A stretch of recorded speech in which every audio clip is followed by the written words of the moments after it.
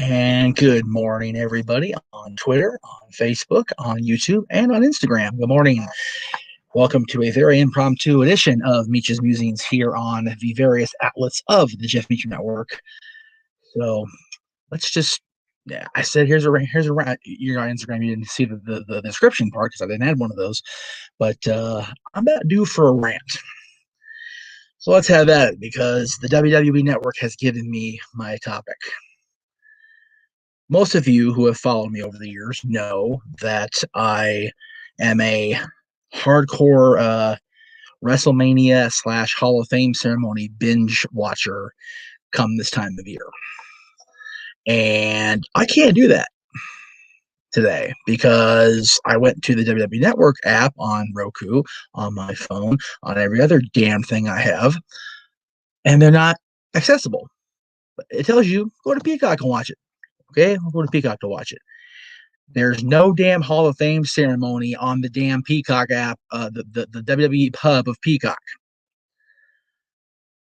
I'm a bit livid, not going to lie, because I enjoy so much going back into the past and seeing the people that I grew up watching or the people that I know that are in the Hall of Fame or whatever the case may be. And now I can't do that until at least SummerSlam, which sucks. And yeah, selfishly, I've kind of resigned myself to the fact that Rob's going in next week. He's going to be announced next week, so I really wanted to do the Hall of Fame thing and watch him right up until the 6th of April when this year's ceremony airs. And I can't do that, and it's really effing frustrating. I'm saying effing because I'm on YouTube. I'm trying to not get kicked off the damn thing.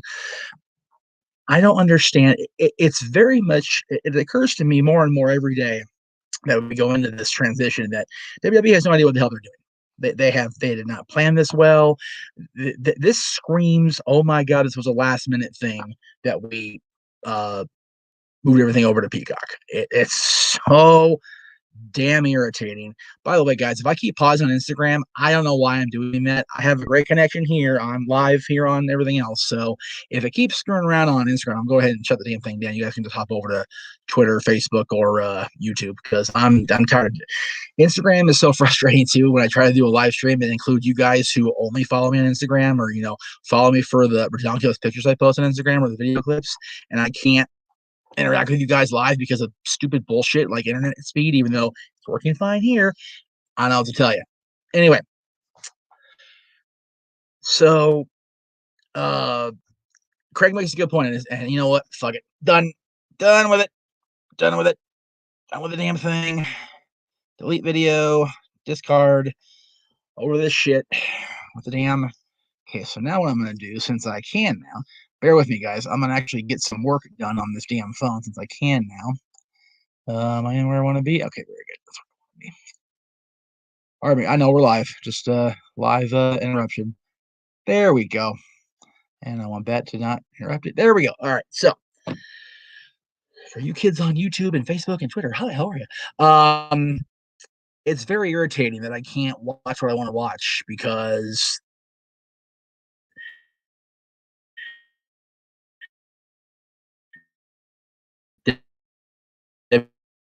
WWE decided that they would be better off working with people. It's gonna be one of those days. Got it. No other country in the world is doing this. My friends in Canada are not doing this. My friends in Britain aren't doing this. My friends down under in Australia are not doing this. It's only this damn bass-ackwards country that the McMahon family resides in, 4 generations strong, or whatever the hell it is, 5. And they can't seem to get their shit together. Craig, I was actually going to mention your comment on Instagram. So yeah, the product is so frustrating to watch currently. Like the whole point was I was supposed to be able to, if I didn't want to watch the current stuff, even though I have to for work, I could go in the past and just enjoy what I loved about the past. And I can't even do that now because the damn network's incomplete and this country's got it so bonkers that I can't even watch what I want to watch. Now, I will say this. To be fair, I was in the middle of a major binge with my dear friend Kat, we were watching 2000 era Nitro, Raw, Thunder, SmackDown, and I fell behind because I've been working so much here. You guys saw the schedule I put up for WrestleMania. I'm every day, at least something every day.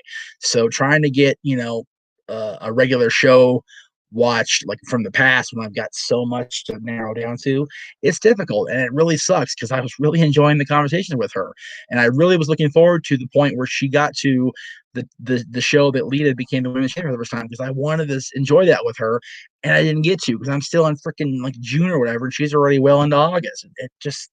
Anyway. That's not the main bitch. The main bitch is lack of content, and I will say this also. Like I said before, the Instagram thing disappeared. I believe in my heart of hearts that WWE did this last minute, have no idea what the frick they're doing, and it shows in spades. It's terrible. It's absolutely freaking obnoxious how bad the layout is on the Peacock app. It is so horrible, and I don't care if it's gonna be better by SummerSlam. It's here's the one F word for the day. It's Wrestle fucking Mania, guys. You need to have your shit together. I'm sorry, but you do. You have WrestleMania coming up, and you can't even keep your damn app straight. It's so obnoxious. So yeah, there's my F word for the day. At least tell my simulcast later because that's going to be on Twitter, by the way. What I'm doing with the phone instead of dealing with Instagram because I hate Instagram at this point is I am uploading my exclusive cut of Raw and Nitro and Together from today, 20 years ago. If you guys have been on social media today, you know what today is. It's the anniversary of the demise of WCW. It's a sad day for all of us hardcore fans that realize that nothing has been the same since. If you are younger than 20 or you were not a fan until after WCW and ECW were gone, I don't know if videotape can properly explain how flippin' awesome that time was. And granted, I've had many a moment as a fan since this day 20 years ago. I'm not going to lie. WrestleMania 17 was amazing. Being there for all these live events has been amazing, whether it's been WWF, WWE, TNA in 2004 when we went for the pay-per-view,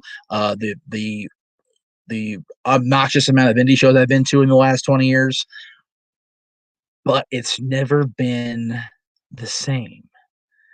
Like they had great moments, but not a great era. Ruthless Aggression was great. I'm not going to undersell the awesomeness of the product when Paul Heyman was writing SmackDown and Brian Gertz was writing Raw, and for that 3 or 4 years, right up, and this is going to sound really bad coming from me, but right up until the time that they decided to launch ECW as a WWE entity, between the death of WCW and that point, it was actually not that hard to watch. Granted, the Invasion storyline was a bust for sure, but 2002 to 2006 was damn good, and I did like the early weeks of ECW because my boy became the world champion. I can't even like have objectivity there at all.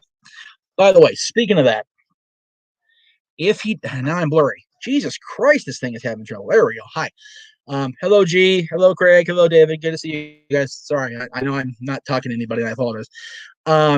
If Rob doesn't indeed go into the Hall of Fame this year, which I'm happy if he does, but it's another like I can't go because they're doing it in the damn Thunderdome. And they're doing it early. Let's not lie to the public. They're taping that shit this week. They're like April 6th presentation. And I get it. You don't want to give the NWO a live mic. You don't want to give Rob a live mic. I get it because we're in a PG world and we're trying to, conform to NBC standards. Whatever. But at least this time it's not completely knowing one thing and then having to come up with another one, because in 2006 when Rob when they were in New York for One Night Stand, I was scheduled to be back there as part of the celebration, and I couldn't go because I was scheduled to work, as you do when you're 23 years old and you need money. You got to work. Come to find out that my supervisor switched me with somebody else for Sunday without telling me until Friday. Now, I will say this.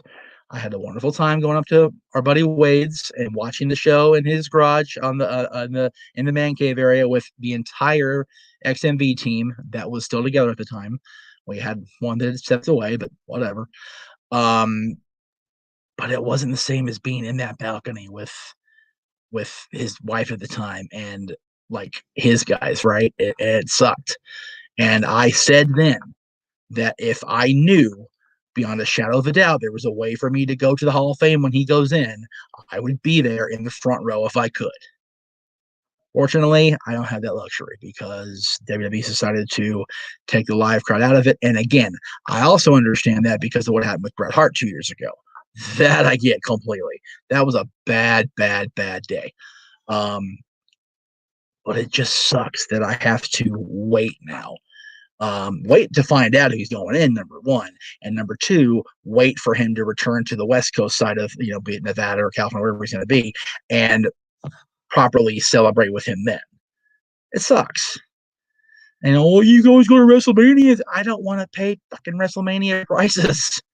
They're charging through the ass for those tickets, man. And you got to sit. Nobody's going to go with me. Can't afford it. So, no, that's not what I want to do. I have no desire to go to WrestleMania. Zero. It's going to be here in 2 years. Why? The only reason I would travel across the country at this point is if I knew for a fact the Hall of Fame was going to have people in it, because then I would be in the crowd to support my friend. Otherwise, I don't even care about waiting. I did. At first, I did. When they took it away from us this year, and I don't care now because we get it in 2 years. I got the shirt hanging right here ready for it, so I'm okay with it. But I am very I'm trying not to be completely verklempt about not going to see my buddy, but again, nobody's going. So it's not that I'm being singled out because of circumstance. It's just nobody's going. So there you go. And now I have to hope the freaking Peacock WWE hub actually lets me watch the ceremony, because that's the other thing. There's so many glitches and shit going on right now. I don't trust watching it live. I don't.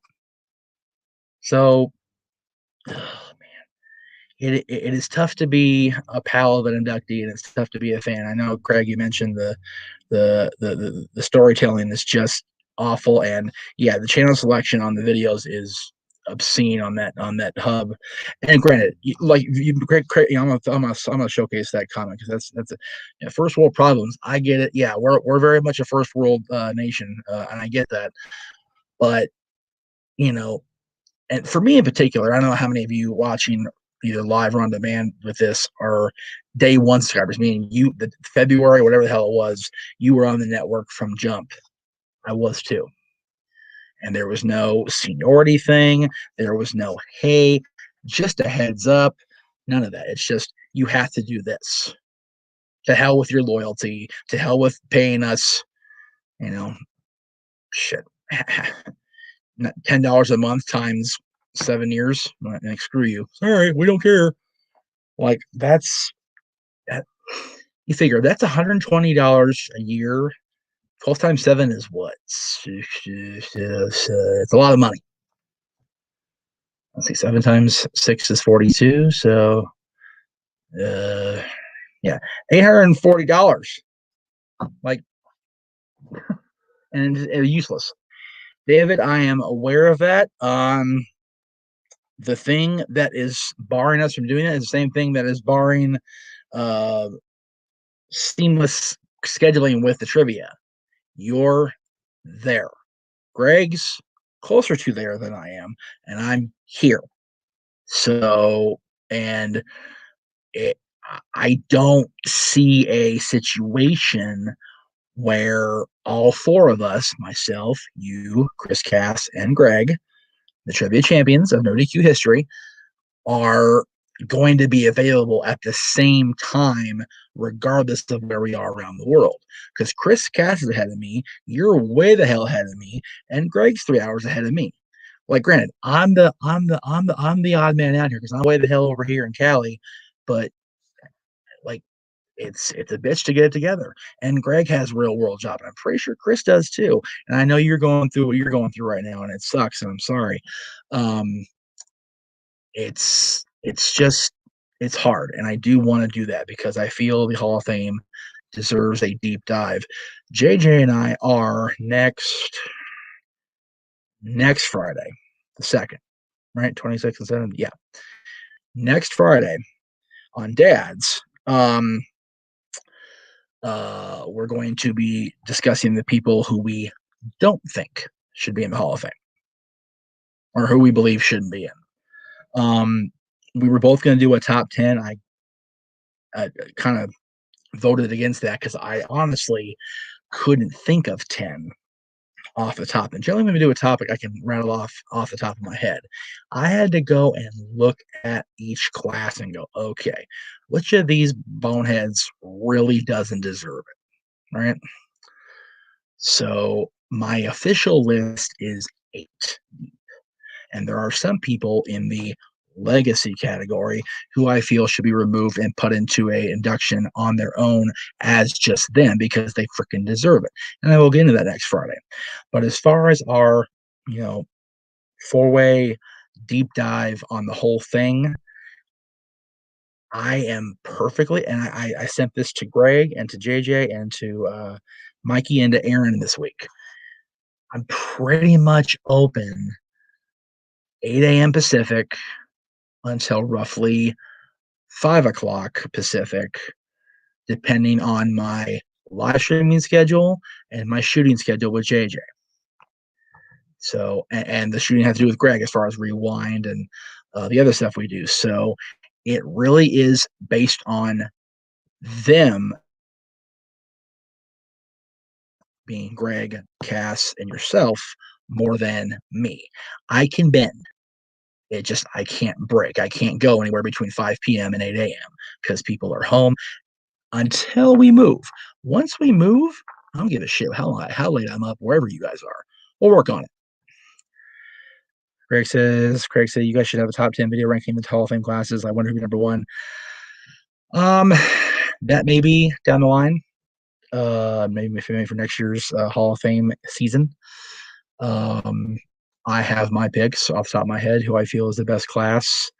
And surprisingly, I wasn't at that ceremony. So take that for what it's worth. I've been to 2, and I don't think either one of the ones I went to is the class. So, anyway, I've been going here for about 20 minutes now, and I'm cocked out. I need water, and it occurs to me there's none close by or handy like I usually have it here for me. So, whoopsie. But yeah, and this kind of been my motif in 2021 that if we don't like something, turn it off or block it or whatever. And unfortunately, the network is my work, so I can't really do that. I actually was at 2005 and here in Universal City, and I think it's a great class, but I don't think it's the best class. So, and that's I was also 2008, and I also don't think that's the best class ever. So there you go. Little exclusive look into what's to come next year. Anyway, as I said, I am currently uploading my editing cut of the simulcast day of Raw Nitro for this day and 20 years ago. If it manages to upload to the Google Drive before 5 p.m. Eastern, I will go on Twitter and I will call it right here on screen with me if I can pull it off. If I can, I can't. But I'm going to at least try. But I will tomorrow for sure have chapter 4 of Big Gold to show you guys because I've been looking forward to doing the presentation that involves the Big Gold for this month. I don't know if I have the graphic in here, so if I don't, I will not use it, obviously, or if it's the incorrect date, I don't have it, son of a bitch. It's the first chapter of Ricky Steamboat's involvement with the Big Gold Belt. So of course, that's February of '89, the Chi-Town Rumble, with Ricky winning the title. So I will have that, the match in its entirety tomorrow on Twitter. And I think because I don't have anything going. It will be a 6:05 Eastern. We're back at the flagship time, the mothership, baby, as Dream would say. So, all right, guys. Either way, I'll see you guys this afternoon with the Raw Nitro thing or tomorrow for Big Gold. Either way, we'll definitely be back on track Monday because, Monday, last week, there was no Talk Wrestling and no Snapboy Sports Bar. That will change this week. Monday, Talk Wrestling is back. I'm going to start at 7 Eastern, or maybe even as soon as JJ's review is over, around 6:30 or so. And we'll get live on the air. We'll get the Ask Me Anything going, and we'll talk about what's going on in wrestling, talk about the network, talk about whatever you guys want to talk about. Let me know. But either way, we'll see you tonight if it works, tomorrow for sure, and then Monday we'll be back right here with Talk Wrestling on the Jeff Meacham Network.